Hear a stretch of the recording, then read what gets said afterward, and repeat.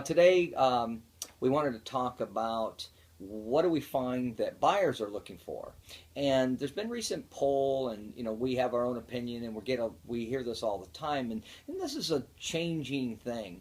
And so what we're finding right now, the top 10 things that buyers are looking for when they're looking at your home. Whether if you're the seller, you need to know based on what they're looking for your home, and if you're a buyer, you probably already know this, but this is what the statistics or what the poll takers tell us.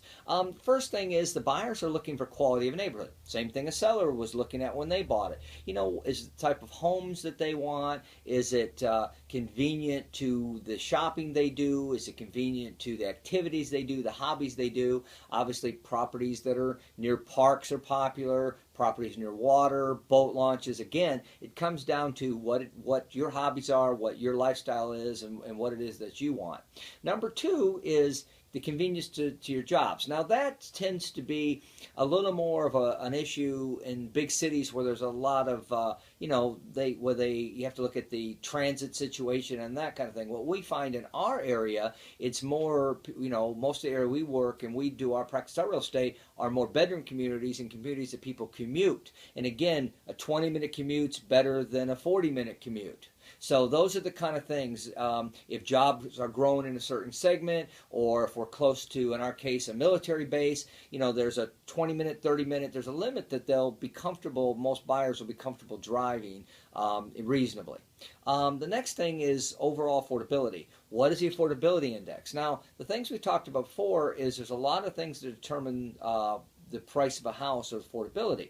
But homeowners or buyers are looking at what is my package? How much house am I getting? What's my location? What are my amenities? And they'll make adjustments. Sometimes there was a trend here a few years ago where it was all about square footage. People are buying big empty boxes. Right now the trend seems to be a little smaller, a little nicer, a little more amenities. These things change, and if the utilities change as far as cost, or if subdivisions or properties open up that weren't available before, those kind of fluid changes are going to happen.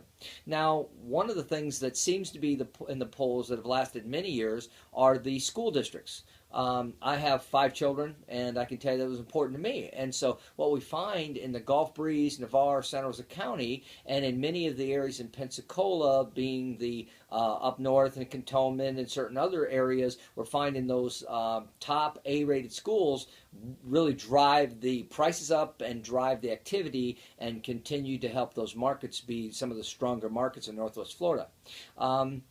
Now, what a buyer's looking for these days is a home that's going to suit them for about 15 years. Now, we don't know if they're actually going to stay in that house that long, and for a while the average was 4 or 5 years. I've heard 7 to 10, but we're seeing the trend to be at least when they purchase, they're thinking a little more long-term than they were. I think that's a positive trend. It kind of says that we're a little less of a disposable society than we were a few years back. The next thing is the mortgages. Are they available? There are parts of the country and parts of cities where certain types of mortgages aren't that popular.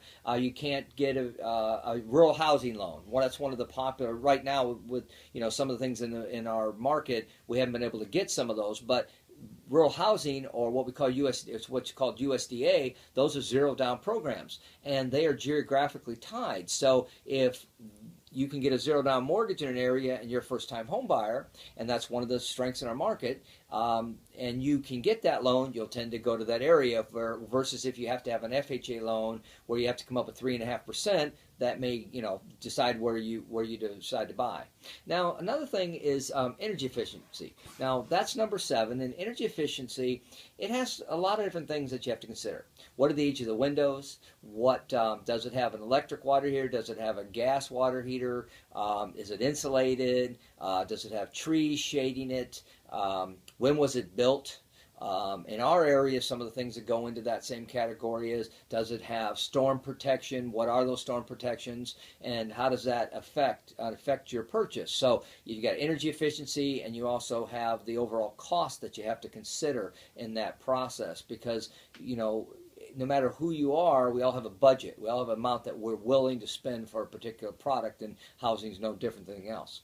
Now, number 8 is floor plans. Right now, the trend is still open floor plans. Now, I had some clients recently, they wanted more of the multiple rooms. They have a large family, and they prefer having, smaller, more living rooms, dens, that kind of thing, because that's their need. But most of our clients want to be able to have a large, open space, open to the kitchen, open to the great room, and because no matter who's doing the watching the TV or doing activities and who's cooking, they don't want to feel isolated from the rest of the family. So again, open floor plan seems to be high on the list, number 8. And along with open floor plans are high ceilings. Now, high ceilings come in a lot of styles. They can be 9 foot, 10 foot, 12 foot. I've got contractors I work with that do 20-foot ceilings, very high. And then you have plant ledges and things like that that really make it look open. Now, you can take a smaller room. If it's maybe it's a 16 by 18 room, and you make it a 10-foot ceiling or a 14-foot ceiling, it feels much, much larger. So those are the kind of things that I think they're looking for, that comfortable, open feeling.